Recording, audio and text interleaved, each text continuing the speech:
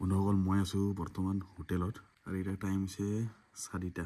পোহৰে হোৱা নাই আন্ধাৰ এতিয়া ওলাই গৈ আছোঁ বাকী এইটো আছে ৰিচেপশ্যন পিছফালে আজি কালি কৈ দিছিলোঁ বাইকখন অলপমান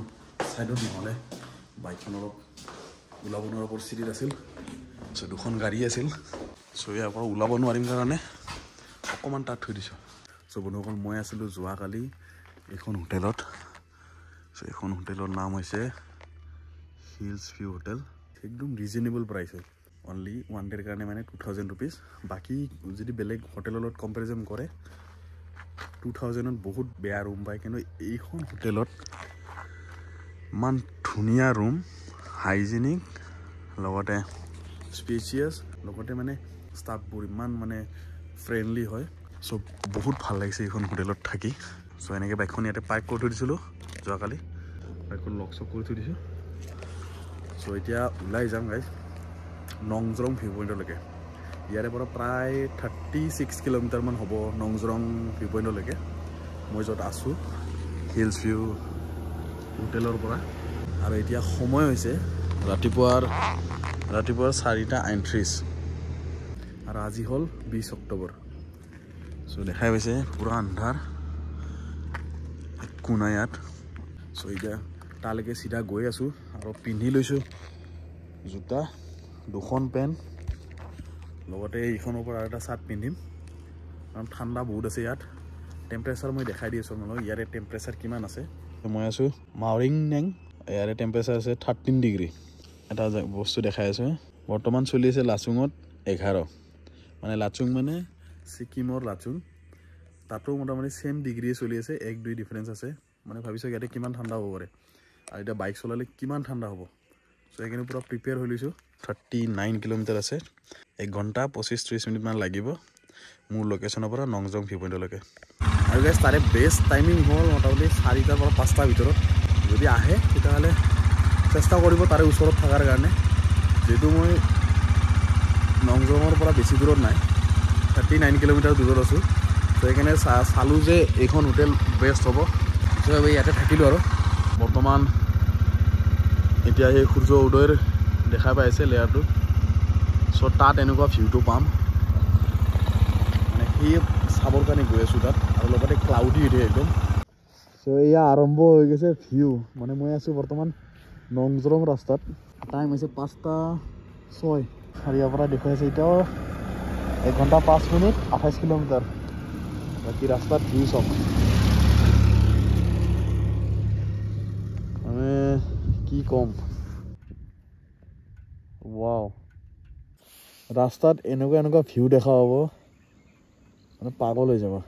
ইফালে সূৰ্যৰ পোহৰ ইফালে কুঁৱলী সেই আগলৈকে আছে একদম মানে নেচাৰৰ বিউটি চাওক অদ্ভুত ইফালে সূৰ্য উদয় হৈ আছে গাইজ জাষ্ট নংজৰং মোৰ 3 কিলোমিটাৰ আগত আছে মানে এনেকুৱা লাগিব আগত যাবই মন নাযাব মানে এনেকুৱা দৃশ্য ইয়াত দেখা পাব প্ৰত্যেকটো মানে খুজে খুজে পাব এয়া হ'ল দৃশ্য চাওক হেভেনত থকা যেন লাগি আছে এয়াই আমাৰ নৰ্থ ইষ্টৰ বিউটি আৰু ঠিক এইফালেও আছে দেখুৱাই আছোঁ এইফালে আহিছিলোঁ এইটো হ'ল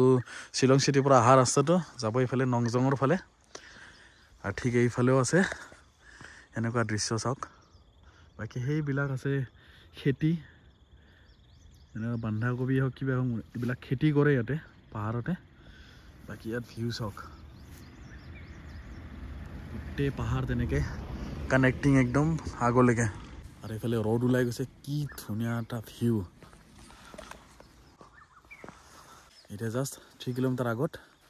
তাত গৈ মেইন ভিউটো দেখুৱাই আছোঁ বন্ধুসকল আহি পালোঁ মেইন জেগাত য'ত নেকি আহিম বুলিকে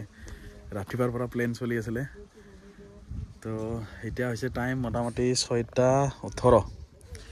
আৰু ওলাইছিলোঁ তাৰে পৰা 4:30-40 মানত ওলাইছিলোঁ মোটামুটি এইখিনি সময় লাগি গ'ল ৰাস্তাত অলপ চলপ ৰখিলোঁ তাৰপিছত ডাইৰেক্ট আহিলোঁ মেইন মানে যোনটো ইয়াৰে ভিউটো ন এতিয়া দেখাব আপোনালোকে কি ক'ম চকু দি মানে এজন সপোন সপোন যেন লাগি যায় জাষ্ট কি কম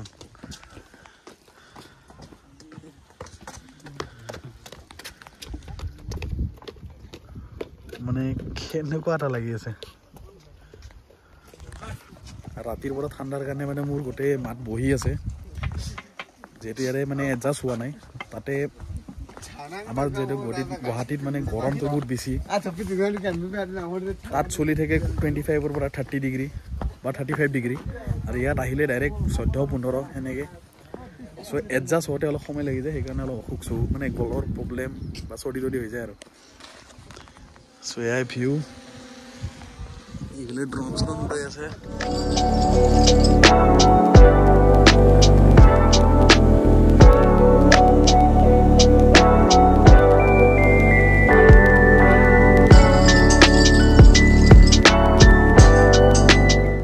আৰু এইটো প্ৰায় 8টা মানলৈকে থাকিব চাগে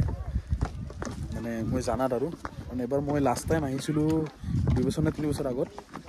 চ' তেতিয়া মই 8টা মানত আহি গৈছিলোঁ তেতিয়া জিৰ' মানে ফগ আছিলে এনেকুৱা মানে কুঁৱলীটো আৰু এইবিলাক নাছিলে মোটামুটি অলমষ্ট শেষ হৈ গৈছিল কিন্তু এইবাৰ আছে এতিয়া হৈছে 6টা 6:30 মোটামুটি বাকী এতিয়া তললৈকে যাম সেই শেষলৈকে যাম শেষলৈকে গৈ কিনে দেখাম মানে বেষ্ট ভিউ বুলি ক'ব পাৰে আৰু ইয়াতে যদি চাই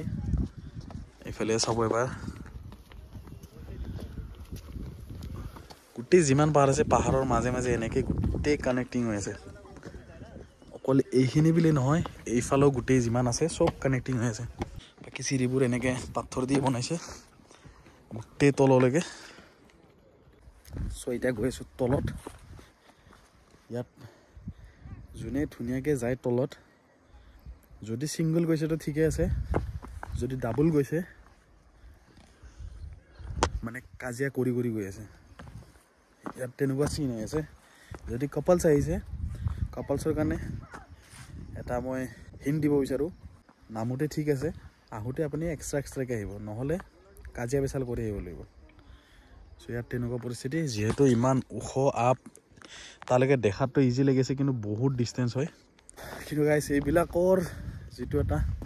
এইবিলাক জেগাত যোনটো এটা মানে সুখ পোৱা যায়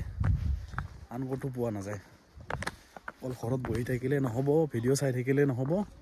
নিজেও আহিব লাগিব তেতিয়াহে মনটো শান্তি পাব আৰু সেইটো ফিল কৰিব গুৱাহাটীৰ পৰা ইয়ালৈকে যদি চাব যায় মোটামুটি 140 পৰা 150 কিলোমিটাৰ হয় যদি সময়ৰ কথা কয় মোটামুটি 4 ঘণ্টাৰ পৰা 5 ঘণ্টা একেবাৰেতো আহিব নোৱাৰে চ' সেইকাৰণে সময় অলপ লাগিব 4 ঘণ্টাৰ পৰা 5 ঘণ্টা লোকেশ্যনটো মই ডিছক্ৰিপশ্যনত দি দিম ইয়াৰ খোলা সময়টো হৈছে 4টা বজাৰ পৰা যিহেতু এটা পিক টাইম থাকে যোনটো সময় সূৰ্য উদয় সময় এতিয়া যেনেকৈ সূৰ্যটো ওলাই গৈছে চ' এটা পিক টাইম থাকে সেইটো টাইমৰ পিছত খোলা যায় 4টা বজাৰ পৰা বাকী দিনটোৰ সময় থাকে পূৰা এণ্ট্ৰি ফিজৰ কথা কৈছোঁ এণ্ট্ৰি ফিজ হ'ল 30 rupees পাৰ পাৰ্চন চ' ইয়াত আপোনালোকৰ এণ্ট্ৰি ফিজটো মই দেখুৱাই দিছোঁ কেনেকুৱা চিষ্টেমত ইয়াত আছে 2 হুইলাৰৰ কাৰণে 30 rupees পাৰ পাৰ্চন 30 rupees যদি চিলড্ৰেন হয় 50 rupees বিল' 13ত 10 rupees চ' মানে কথাটো এনেকুৱা অকল মানুহৰ নলয় ইয়াত বাইকৰো একেলগে লৈ লয় এজন মানুহ যদি আহিছে বাইক লৈ আহিছে তেতিয়াহ'লে 60 rupees আৰু যদি কাপল আহিছে বা মানে যিমান মানুহ আহিছে ধৰক ফেমিলি আহিছে চব পাৰ পাৰ্চন হিচাপত হিচাপ হ'ব আৰু গাড়ীৰ কাৰণে লিখা আছে ইয়াতে 4 হুইলাৰৰ 50 rupees 2 হুইলাৰৰ 30 rupees আৰু বাছৰ 100 rupees চ' এইটো কেলকুলেট কৰি কিনে সেই হিচাপত বাজেটটো মিলাই আহিব এইবিলাক যেতিয়া গোটেই শেষ হৈ যাব মানে পানী সিফালৰ পৰা বৈ আহে ইফালে এনেকৈ ৰিভাৰটো আছে এনেকৈ পাৰ হয় এইফালে এনেকৈ ওলাই যায় বৰ্তমানটো আছে কিমান সময়লৈকে থাকে একো আইডিয়া নাই আৰু ইয়াত অৰেঞ্জ পাব মানে সিহঁতে নিজে খেতি কৰি ইয়াতে যেনেকৈ এনেকৈ এঢলীয়া আছে ন মাটিটো চ' এনেকৈ এঢলীয়াত মানে খেতি কৰে কমলাৰ সেই আগত আছিল এতিয়া আছে নে নাজানো চাম বাৰু আৰু ইয়াত যদি ধৰক কোনোবাই সোনকালে আহিম বুলি ভাবিছে গুৱাহাটীৰ পৰাতো আহিব নোৱাৰিব মিছা কথা ইয়াত হোটেল লৈ থাকিবই লাগিব তেতিয়া এইখিনি ভিউটো পাব লং ভিউ পইণ্টৰ কাষতে আছে হোটেল চ' তাত থাকিব পাৰিব বাজেটটোৰ কথা মই নাজানো ইয়াতে হোটেলৰ কেনেকুৱা কি ৰেট যেহেতু মই আছিলোঁ শ্বিলং চিটিৰ কাষত তাততো কৈছোঁ আপোনাক কেনেকুৱা কি ৰেট আছে আৰু কেনেকুৱা হোটেলখন কিন্তু ইয়াত একো আইডিয়া নাই মোৰ মুঠতে যদি দূৰৰ পৰা আহে তেতিয়াহ'লে ইয়াৰ কাষত থাকিব পাৰিব হোটেল লৈ তেতিয়াহ'লে ৰাতিপুৱা উঠি আৰামছে ইয়াতে ভিউটোৰ মজাটো ল'ব পাৰিব এইবিলাক তলে মানুহৰ খেতি আছে এইবিলাক দেখা হৈছে খেতি কৰা আছে সেইবিলাক গোটেই যেতিয়া গুচি যাব গোটেইখিনি ক্লিয়াৰ হৈ যাব তেতিয়া সব দেখা পোৱা যাব একদম তাৰে পৰা এইটো এটা শেষ পইণ্ট নহয় মানে মিড পইণ্ট বুলি ক'ম আৰু এইটো এটা মিড পইণ্ট তাৰপিছত আৰু আগত আছে এটা এইটো বাকী এনেকৈ আকৌ ওলাই আগলৈকে যাব পাৰে যদিহে আপোনালোকৰ ষ্ট্ৰেন্থ থাকে যাৰ ষ্ট্ৰেন্থ থাকে তেতিয়াহ'লে তালৈকে যাব পাৰিব যাৰ ষ্ট্ৰেন্থ নাই তেতিয়াহ'লে হয়তো এইটো ষ্টেপ নহ'লে সেইটো ষ্টেপ নহ'লে এইটো ষ্টেপ মানে এইটো লাষ্টৰ শেষৰ চ' এই 3টা ষ্টেপ আছে লাষ্ট এণ্ডিং এটা আছে একদম লাষ্ট ভিউ আৰু মানে টপ বুলি ক'ম আৰু মই ভাবিছোঁ ইয়ালৈকে যাম এইটো এণ্ডলৈকে যোৱা বাৰু ইয়ালৈকে আহিছিলোঁ ইয়াত কিবা এনেকৈ বনাই খাইছিলোঁ আকৌ চেম ইয়ালৈকে আহিছোঁ ইয়াত যিবিলাক মানুহ থাকে ন ইয়াত মানে শুই উঠিয়ে মানে হেভেনত থকা যেন লাগে চাগে শুই উঠিয়ে এনেকুৱা দৃশ্যত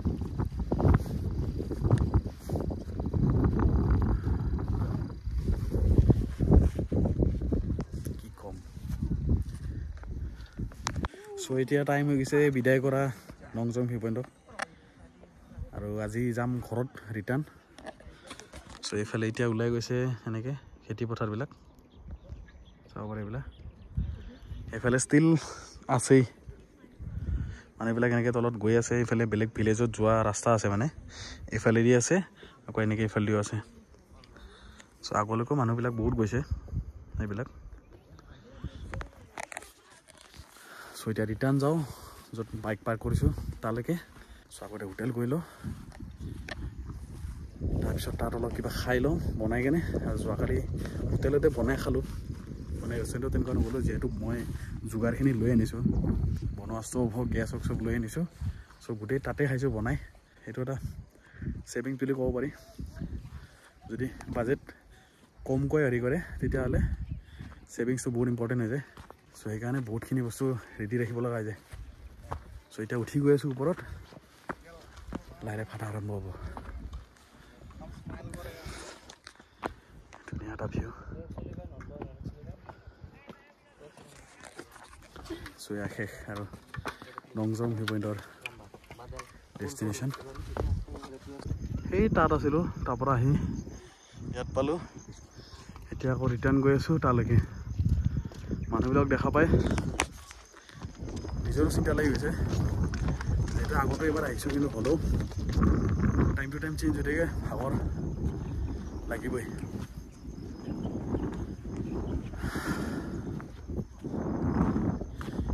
ইয়াত যদি আহিম বুলি ভাবিছে তেতিয়া কিন্তু ইয়াত বেষ্ট টাইম উইণ্টাৰ ছিজনৰে হয় অক্টোবৰৰ পৰা একদম ফেব্ৰুৱাৰী মাৰ্চ মানলৈকে ইয়াত ধুনীয়া ভিউ হয় চ' আহিব পাৰে আপোনালোকে আজি চেপ্টাৰটো ইয়াতে সমাপ্ত কৰিম তাৰপিছত যাম হোটেল বাইকখন থৈ দিছিলোঁ ইয়াতে